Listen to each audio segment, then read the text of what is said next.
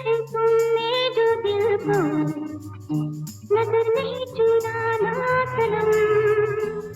अगर मैं आपसे पूछूं कि 70 के दशक की सबसे बोल्ड, सबसे ग्लैमरस और सबसे बिंदास हीरोइन कौन थी, तो जुबान पे एक ही नाम आएगा, जीनत अमान।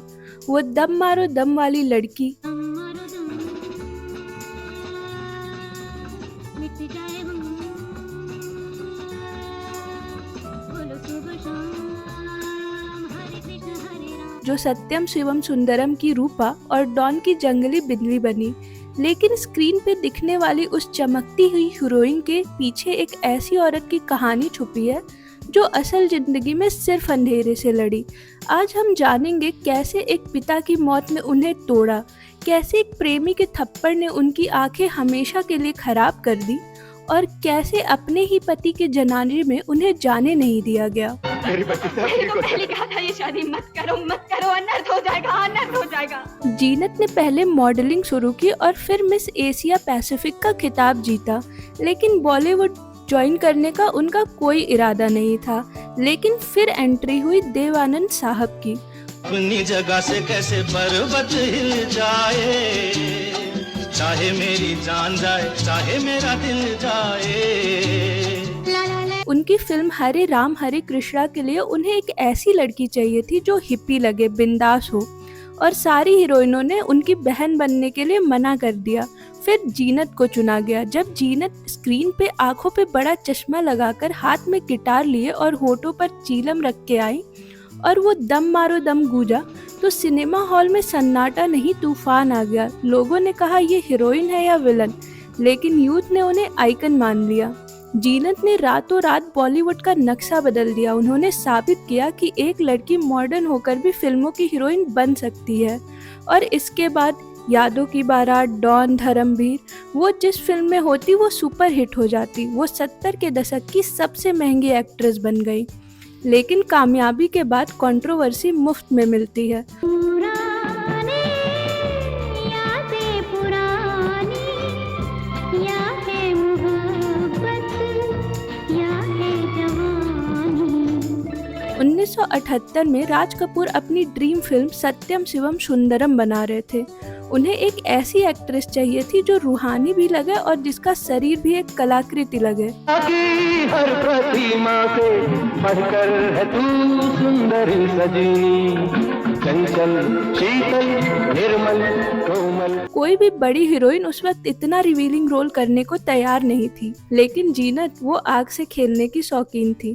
एक किस्सा बहुत मशहूर है। राज कपूर को मनाने के लिए जीनत ने खुद का मेकअप किया और उनके स्टूडियो में घुस गई। राज कपूर ने उन्हें देखा और समझ गए यही उनकी रूपा है। और जब फिल्म रिलीज हुई तो भारत में बवाल मच गया। लोगों ने कहा यह अश्लीलता है, यह भारतीय संस्कृति के खिलाफ है। देव आनंद साहब तक ने इसे गंदी फिल्म कह दिया। जीनत को गालियां पड़ी, लेकिन उन्हें उफ तक नहीं की। आज वही फिल्म क्लासिक मानी जाती है, लेकिन उस वक्त जीनत ने उस नफरत को अकेले झेला था। अब आते हैं उनकी जिंदगी के उस हिस्से पर जिसे सुनकर आपका दिल दहल जाएगा।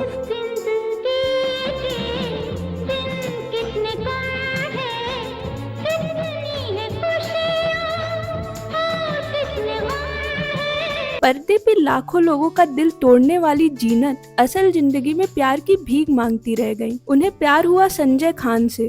वो उनसे इतनी बेपनाह मोहब्बत करती थी। फिर अब्दुल्ला के सेट पे दोनों करीब आए थे। चुरा लिया है तुमने जो दिल को नजर नहीं चुराना सनम।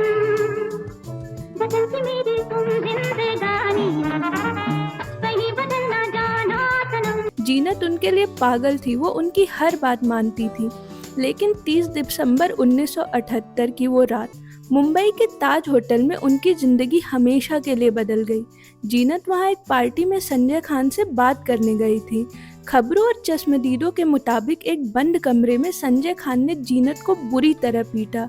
ये कोई मामूली झगड़ा नहीं था। उन्हें तुम्हारा बीवी को घर में छोड़कर रोज रात अपनी प्रेमिका से मिलने जाना। आधी रात के वक्त ये पूछने आई हो? कहूँ तो कल सुबह आके पूछ लूं, जब सारी बस्ती वालों को इकट्ठा कर सकूं। ओ, नाटक करना चाहती हो? नाटक तो तुमने किया था। इतना मारा गया कि उनकी कई पसलियां टूट गईं और सबसे भयानक चोट उनकी दाहिनी आंख पर लगी। उस रात जीनत ने ना सिर्फ अपनी आंख की खूबसूरती खोई, बल्कि प्यार से भरोसा भी खो दिया। वो टेढ़ी आंख जो आज आप देखते हैं वो उस जुर्म की निशानी है। किसने कहा है कितनी है खुशियाँ किसने कहा है। संजय खान से रिश्ता टूटने के बाद जीनत पूरी तरह टूट चुकी थी। उन्हें लगा कि शायद शादी करने से, माँ बनने से उनका खालीपन भर जाएगा। जल्दबाजी में उन्होंने एक्टर मजहर खान से शादी कर ली। वो सिर्फ एक परिवार चाहती थी, लेकिन ये फैसला भी उनकी जिंदगी में सिर्फ गम ही लेकर आया। रिपोर्ट्स के हिसाब से मजहर खान एक फ्लॉप एक्टर थे और जीनत उस वक्त टॉप पे थी। मजहर शराब पीते, जीनत को मारते पीटते और यहाँ तक उन्होंने 12 साल तक उन्हें घर में कैद रखा। उसके बाद मजहर बीमार रहने लगे। जीनत ने 5 साल तक दिन रात एक करके मजहर की सेवा की, अपनी सारी जमा पूंजी लगा दी। और 1998 में जब मजहर खान का इंतकाल हुआ तो जीनत को उनके ससुराल वालों ने उनके अंतिम संस्कार में शामिल तक होने नहीं दिया और फिर सालों तक जीनत दुनिया की नज़रों से गायब रही। लोग कहने लगे जीनत अमान खत्म हो गई। दिल के टूटने की आवाज नहीं होती बाबूजी, मगर उससे दलदले आ जाते हैं, आसमान फट जाते हैं, दुनिया तबाह हो जाती है। 2023 में 71 साल की उम्र में जीनत अमान ने इंस्टाग्राम पर एंट्री ली और इस बार उन्होंने कोई फिल्टर नहीं लगाया। उन्होंने अपने सफ़ेद बालों को नहीं रंगा, उन्होंने अपनी झुर्रियाँ नहीं छुपाई। आज वो अपनी उसी टेढ़ी आँख को शान से दिखाती हैं। वो आज की लड़कियों को सिखाती हैं कि अगर कोई मर्द तुम्हारी इज्जत ना करे तो उसे छोड़ दो, चाहे तुम्हें उससे कितना भी प्यार हो। आ रही हूँ आज की बात न तुम्हें तुम्हारी बीवी मिलेगी न तुम्हारा प्यार।